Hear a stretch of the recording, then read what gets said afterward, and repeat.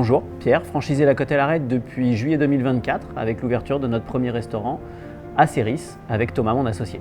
Alors pourquoi choisir La Côte-et-l'Arête? Je pense avant tout parce qu'il y avait un vrai accompagnement, que ce soit sur la partie travaux, pour trouver le lieu, pour le recrutement.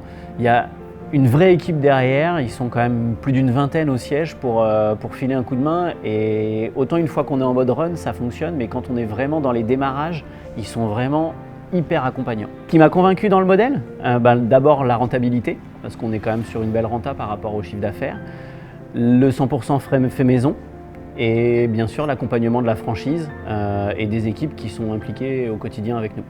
On a vraiment découvert le métier de restaurateur. Moi personnellement, je ne venais pas de la restauration, j'étais assureur avant, donc ce qui montre que c'est possible. Et j'ai découvert un univers que je connaissais vraiment pas, et avec les équipes on a vécu des moments de doute parce que quand on fait un service où c'est un petit peu en deçà de ce qu'on voulait, on est toujours un petit peu déçu, mais par contre on a aussi vécu énormément de satisfaction, et aujourd'hui c'est 6 mois qui restent très précieux pour moi. Ce qui explique notre performance actuelle, je pense qu'on a un très bon positionnement, donc on doit à la franchise, encore une fois le 100% frais, 100% fait maison. C'est quelque chose qui maintenant parle aux gens. On n'a pas une carte très compliquée, on n'est que sur des classiques, mais quand c'est bien maîtrisé, en fait, les gens reviennent.